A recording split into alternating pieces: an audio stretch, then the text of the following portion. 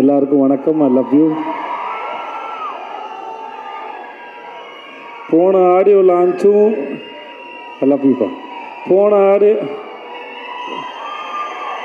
போன லான்ச்சும் சூரி இதே வேலையை தான் பார்த்தான். அவன் எல்லாத்தையும் பேசி முடிச்சிருவான் சார். ஏன்னா 2 பேருக்கு தெரிஞ்ச சம்பவம் ஒன்று தான் இருக்கும். அவன் எல்லாத்தையும் சொல்லி முடிச்சிருவான். இப்போ நான் சொன்னேன்னா என்னத்தை சொல்கிறேன்னு தெரியாது. நானும் யோசிச்சே இருக்கேன், எதாவது விட்டு வைப்பான்னு பார்த்தா கடைசி ராஜா சார் வீட்டில் சந்திச்சது வரைக்கும் எல்லாத்தையும் சொல்லி முடிச்சிட்டேன். எனக்கு என்ன சொல்கிறதுனே தெரியல. சரி, நான் எடுத்துகிட்டு சூரியவே புகழ்ந்துடுறேன். என்ன ஓகே, இந்த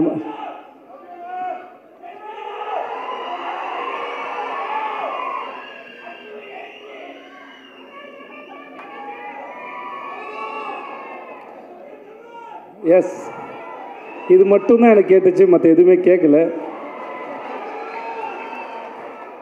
கூட்டத்துலேருந்து கத்தும்போது ரொம்ப சுலபமாக ஈஸியாக இருக்குது, ஆனால் கேட்குறது தான் புரிய மாட்டேங்குது. இருந்தாலும் இருங்க, ஒரு ஃப்ளோவில் போகிறேன். அதனால் நான் சார், அதனால் இந்த ஸ்பீச்சை நான் சூரிக்கு நன்றி சொல்லி ஆரம்பித்தேன். வழக்கமாக இவ்வளோ பெரிய ஒரு ஹீரோ அவரோட படத்தில் எனக்கு இப்படி ஒரு வாய்ப்பை கொடுத்து எனக்கு ஏன்னா எனக்கு மேடையிலேயே பேச வாய்ப்பு கொடுக்காத ஒருத்தன் படத்தில் வாய்ப்பு கொடுத்துருக்கானா யோசிச்சு பாருங்களேன். நமக்கு அப்புறம் ஒருத்தர் பேசணுமே, நாகரிகம் கருதி கொஞ்சம் விட்டு வச்சுட்டு போவோமே, அதெல்லாம் கிடையாது இல்லை. வீட்டில் கடைசி பிள்ளைன்னு வந்துச்சுன்னா மூத்த பிள்ளை கொஞ்சம் விட்டுட்டு போனேன்டா, மொத்தமாக வலிச்சு நக்கிட்டு போனால் நான் என்னத்தில் பேசுறது? படத்தில் தான் பேர் தான் வாத்தியார். அதனால் பத்திரிகை நண்பர்கள் யாராக இருந்தாலும் இந்த படத்தில் இந்த மாதிரி எனக்கு இப்படி ஒரு வாய்ப்பை கொடுத்து எனக்கு தொடங்கி வச்ச சூரிக்கு ரொம்ப ரொம்ப நன்றி. எஸ் வாத்தியார்.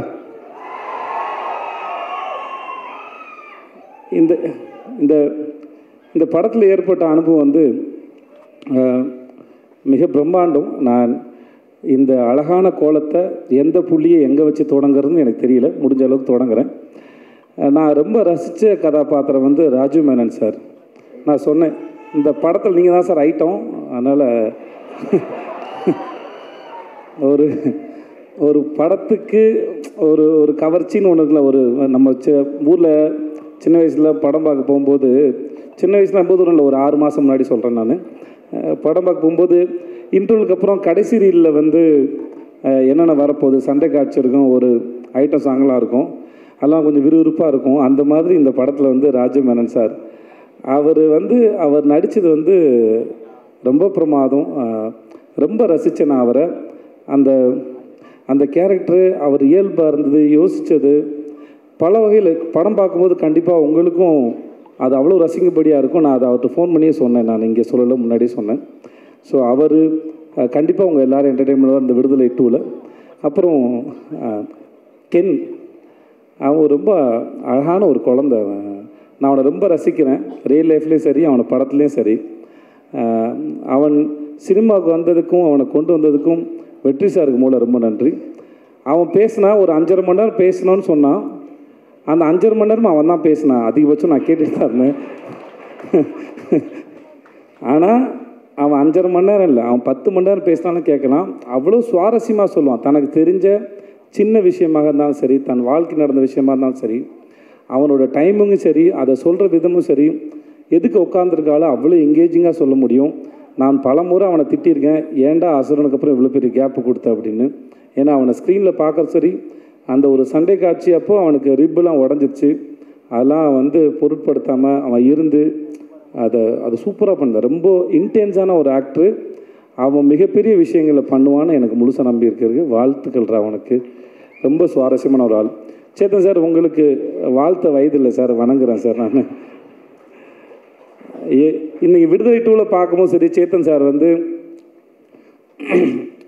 இந்த படத்தோட ஒருத்தர் ஒரு ரூமில் உட்காந்துக்கிட்டு ஆப்ரேட் பண்ணுற வில்லன்னா இங்கே கூடிய இருக்கிற மிகப்பெரிய வில்லன் சேத்தன் சார். அவர் அவர் இங்கே பார்த்த முகமாகவே இருக்க மாட்டார். நீங்கள் ஃபஸ்ட் பார்ட்டில் பார்த்த விட செகண்ட் பார்ட்டில் அவரோட போர்ஷனை அவர் அவ்வளோ கிளியராக அவர் என்ன நினைக்கிறாரோ அது வார்த்தைகளோ சப்டைட்டிலோ எதுவுமே இல்லாமல் நமக்கு அப்படியே கடத்திடுறாரு.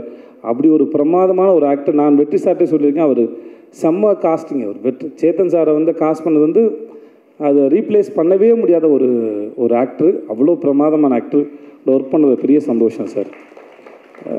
சார் உங்களை பற்றி நான் எதுவும் சொல்ல வேணாம் சார். ஜாக் சார் உங்களுக்கு கூச்சமாக வேறு இருக்கும் சார். நான் வேறு அதை தேவையில்லாமல் நீங்கள் செட்டு போட்டதோ இல்லை ஒரு ஊரே அந்த செட்டு வந்து சார் எனக்கு தெரிஞ்ச எல்லாரையும் நான் கூப்பிட்டேன் செட்டுக்கு. வாங்க டைம் ட்ராவல் பண்ணலாம். ஒரு செட்டு போட்டு ஒரு 70களுக்கு கூட்டிகிட்டு போனார். சும்மா அந்த தெருக்கள் தான் அது.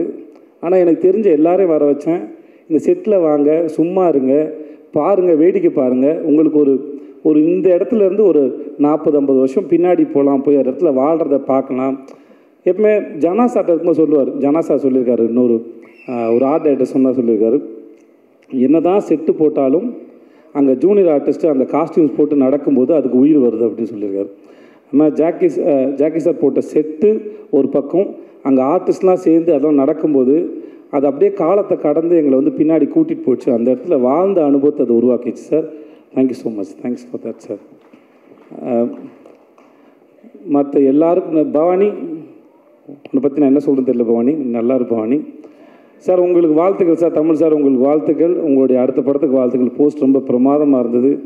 நீங்கள் சூப்பர் ஆக்டர் சார். அப்புறம் sir Raja sir, I love you sir.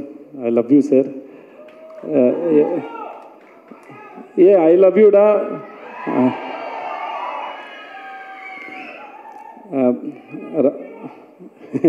I do miss you. இன்னும் காதலும் அன்பும் சார்ந்து எத்தனை வார்த்தைகள் உண்டோ அத்தனை வார்த்தையும் உனக்கு பரிசீலிக்கிறேன். நன்றி. ஐ லவ் யூ. டே சார் ஒரு நிமிஷம்,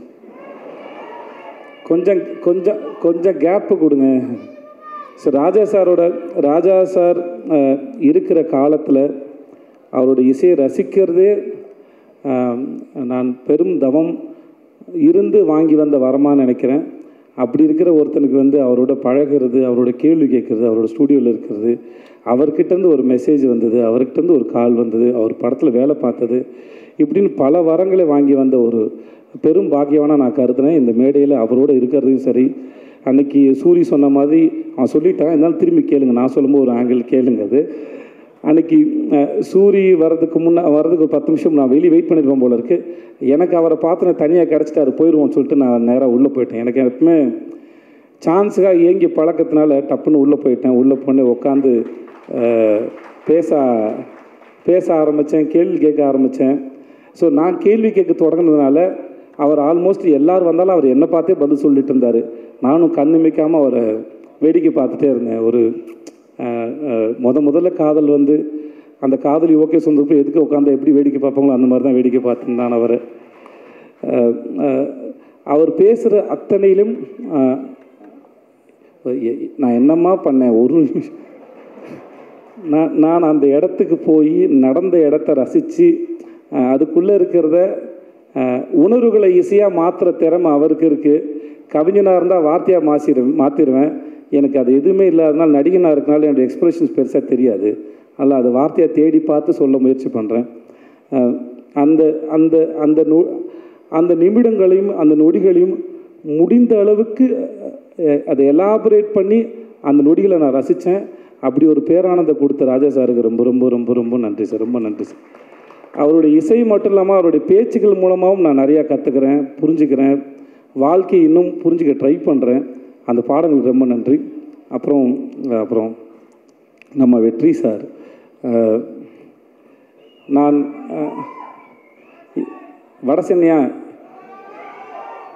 வடசென்னை பார்ட்டு வரட்டும், வந்த விடுதலை பார்ட்டு பற்றி ஃபஸ்ட்டு பேசுவோம்.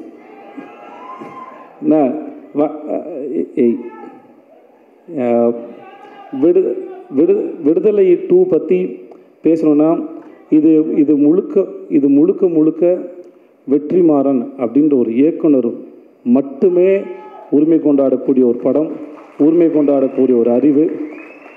அவர் இந்த படத்தை பண்ணுறதுக்கு நாங்கள்லாம் உறுதுணையாக இருந்தோங்கிறதே எங்களுக்கு ரொம்ப பெருமையாக இருக்குது. இது அவ்வளோ எளிதில் உருவாக்கக்கூடிய படமே கிடையாது.